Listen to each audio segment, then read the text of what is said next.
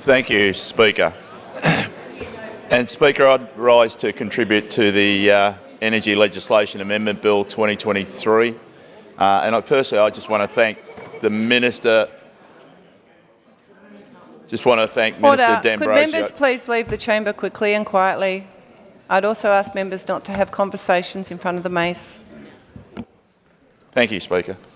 I just want to extend my thanks to Minister D'Ambrosio for her work in this space. And we know the work she's done over many years and what she's delivered to this House.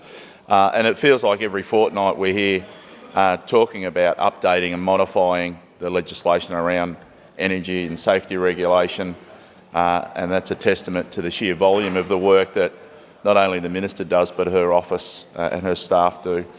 And of course we're coordinating the fastest transition from old technology to new and trying to make it as smooth as possible. But before I talk further about the bill, I just want to make an acknowledgement of the National Science Week, and I didn't want it to go unmentioned. I thought this was an opportunity, and I just want to from our agri-tech farmers across the country to the sports scientists who help our athletes, and we saw that in action last night with the Matildas, and what a fantastic effort it was, even though unfortunately they didn't win.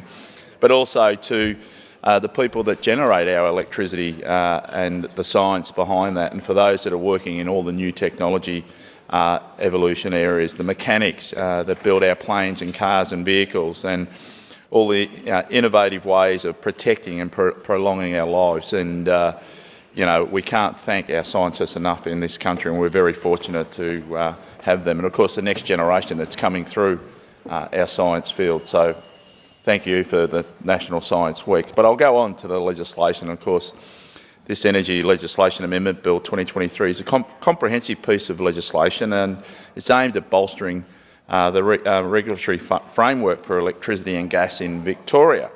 And through amendments to the National Electricity Victoria Act 2005 and the National Gas Victoria Act 2008. And its proposed modifications provide increased safeguards for energy consumers and offer greater predictability for those participating in the energy market. And, Acting Speaker, this bill will modify the National Electricity Act to establish specific controls for the Retail Reliability Obligation, the RRO. And the RRO is activated when a projected electricity supply shortage of 3 or more years is identified, compelling retailers to secure sufficient electricity to fulfil consumer demand and encourage increased supply. Of course, the phrase more renewables, more storage means more reliability, or MRAMSMMR, as it's known in my office. It's an important touchstone for our vision for sustainable, dependable and resilient energy future. The RRO is the key component to ensure the safety net for the energy supply, and the RRO comes into play only when the market doesn't naturally respond to projected reliability gaps. And as I say, it's a just-in-case mechanism in regard to the commitment to energy security. Of course, the RRO is a pivotal component of our national energy landscape, and again, in 2019 it emerged on the national stage, of course. It was initially invested with the power to be triggered by the Australian Energy Market Operator, AEMO, and of course if we move forward from 2019 to 2022, which no doubt few people would like to remember that, the trigger mechanism was extended to encompass state and territory energy ministers, marking a notable expansion in its scope. Of course, the authority for the Victorian Energy Minister to initiate the RRO has already been incorporated into our national legislative framework. The bill amends the National Gas Victoria Act 2008, and it empowers the Australian Energy Regulator with higher penalties for non-compliance by participants in Victoria's wholesale gas market. Of course, this aligns Victoria's penalties with those in other East Coast gas markets, and it deters non-compliance with regulations safeguarding local energy consumers.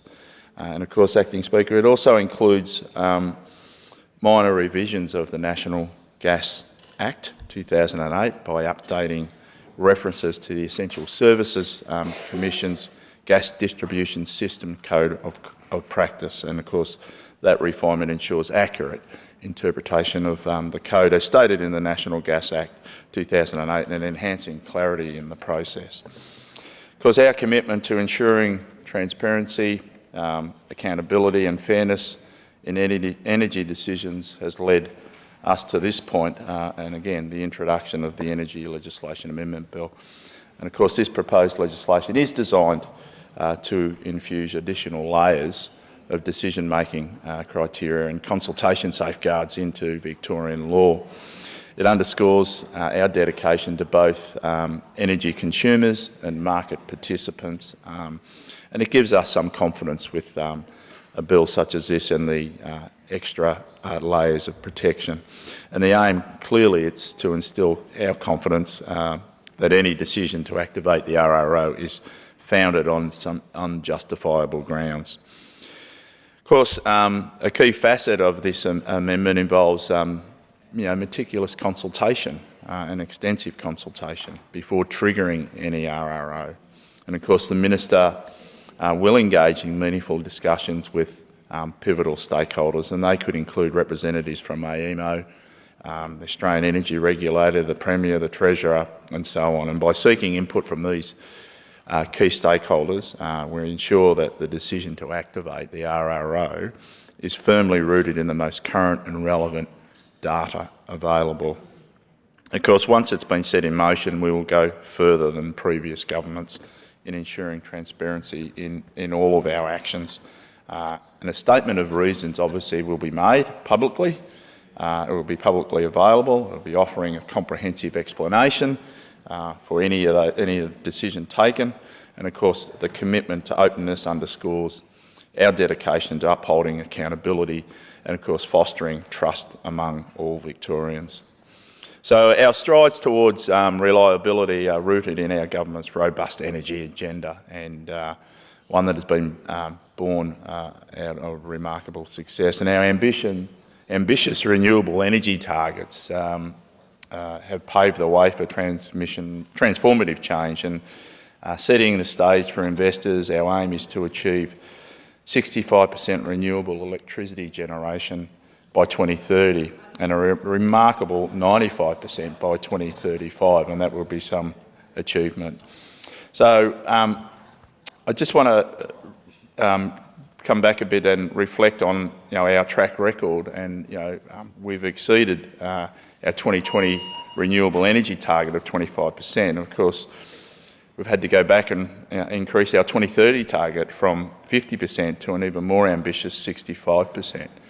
And we've championed these targets with policies, good policies, that have actively encouraged the deployment of new renewable energy capacity. So it's an amazing effort already achieved in this state. And of course, we've seen terrific results and very tangible results. And the Victorian Renewable Energy Target Auctions have catalysed the creation of 800 megawatts of new capacity.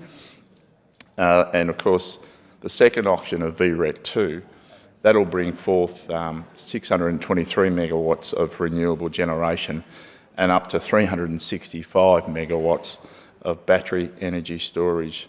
And of course, at the grassroots level, we should say at the rooftops level, not the grassroots level, $1.3 billion solar homes program has empowered over 200,000 households to embrace rooftop solar. And we see, even driving around the different electorates and suburbs of how many houses now are fitting rooftop solar, and it's amazing to see. And I know driving around my electorate, more and more households are installing that rooftop solar. Of course, we've invested $540 million for Renewable Energy Zones Fund, and that's a fantastic effort in upgrading our grid to unlock further capacity. This is a really important bill. It just adds to previous energy bills that the Minister's introduced and implemented. Again, we're leading the way in this country in regard to energy and renewable energy. And again, I commend another great bill to the House. Thank you.